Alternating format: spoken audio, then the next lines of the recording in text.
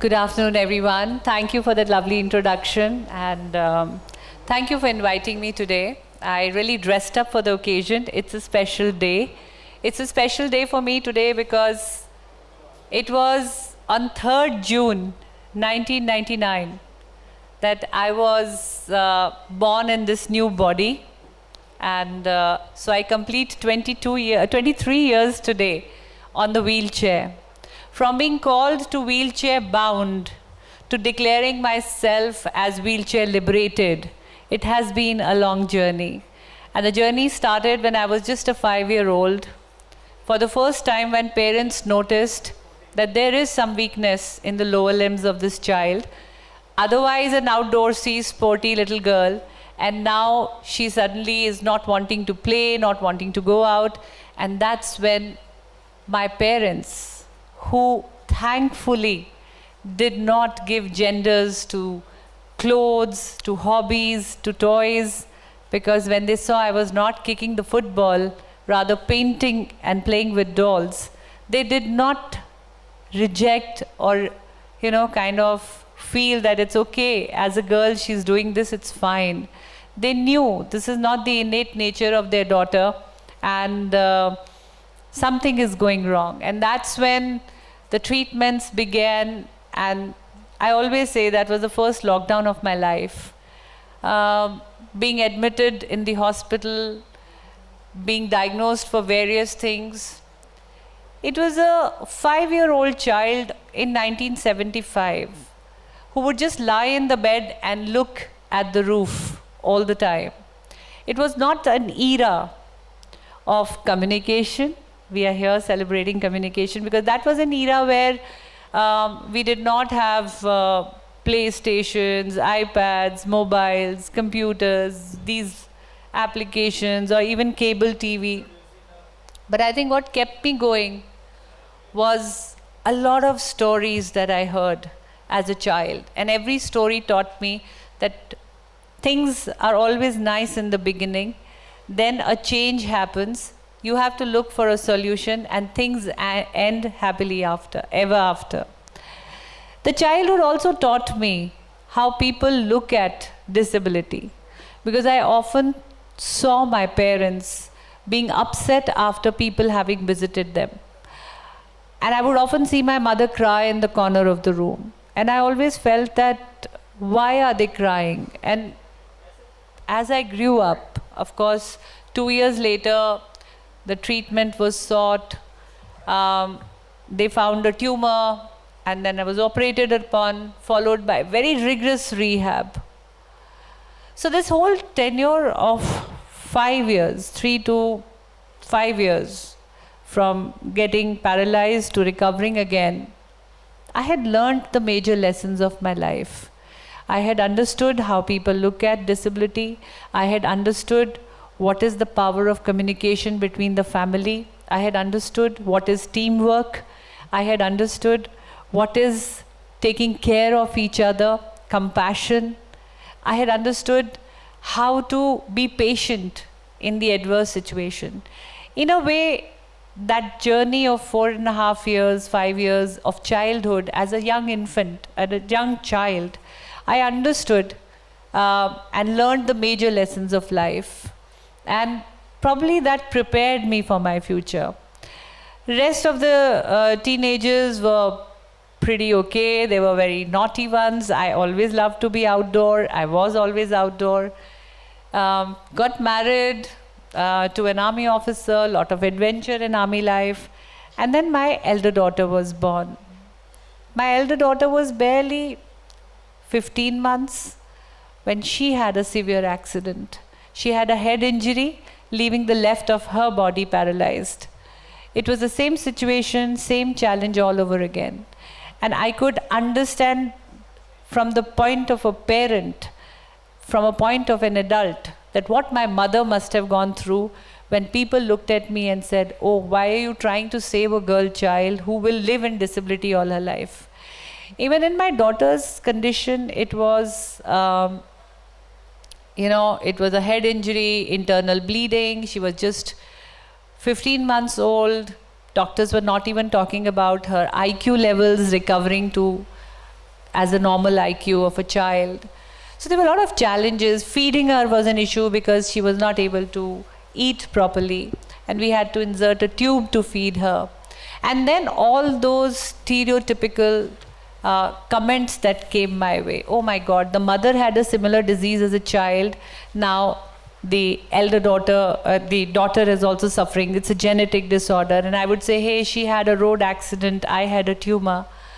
What I'm trying to say that people were not open to even learning about the situation.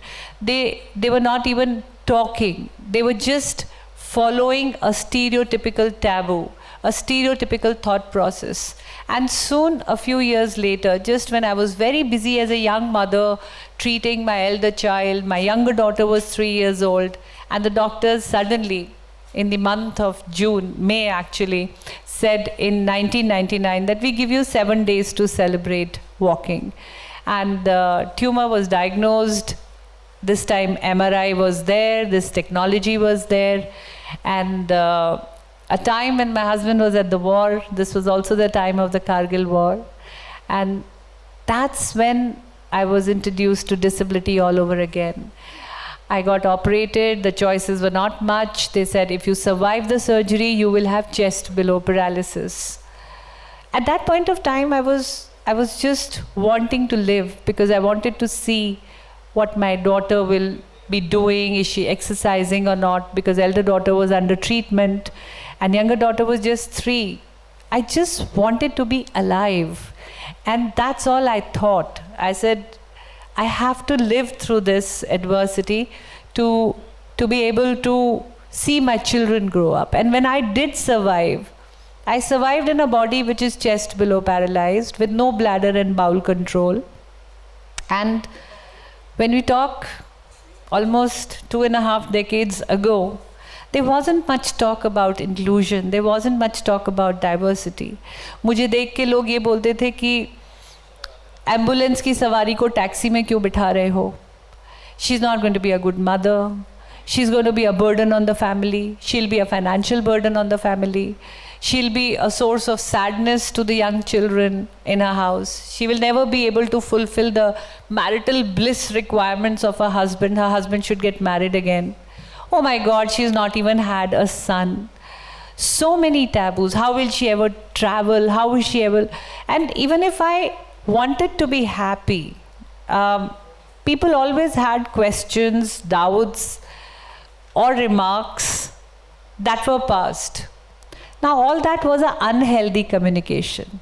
Nobody really sat down across me, talked to me, and then this whole journey of ability beyond disability began, because when I defeated death and I chose life, because I know life is the only celebration, festival that can be celebrated every day. You don't need dates. You don't get bounded by that. I was tired of being called a lady in the wheelchair who's going to be a patient all her life. I wanted to add fun, frolic, adventure. I wanted to add, the adjectives like fit, sporty, happy. And that's when I started my journey. And in this journey, I needed to communicate to the entire world that I'm all right on a wheelchair. I have been able to learn the new body and the tricks of the new body, and I want to live. And that's when I set out on my mission called Ability Beyond Disability, in which I decided to communicate to the world by taking certain initiatives, by finding my own path, by telling people that I'm all right on a wheelchair. And I really want to play a video here, which is 3 records. My way of doing out-of-the-box things to reach out to the masses with the message of ability beyond disability. Can I have the 3 records video playing here? Now on to the story of a champion who overcame all odds to become a sports star in her own right. Vishal Baristow meets the woman. Malik has won mentions in the Limca Book of Records in 2 different categories. In January this year, she set a new record for riding a special bike for 55 kilometers at a stretch.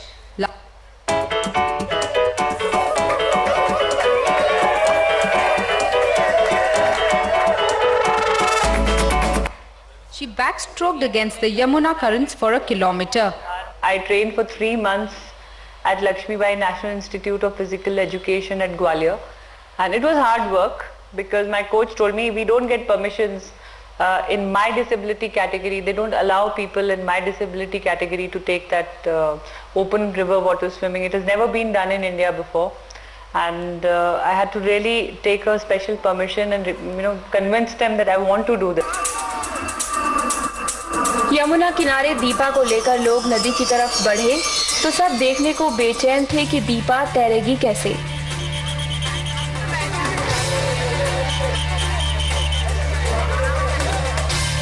जिसका आधा जिस्म बेजान हो, लकवे से जिसके पैर ना हिलते हों, वो तैरेगी कैसे।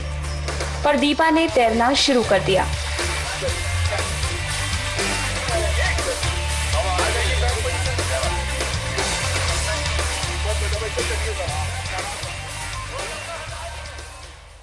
Very proud that I'm back from a Leh Ladakh exhibition drive, which I did in my vehicle, driving as one of the drivers.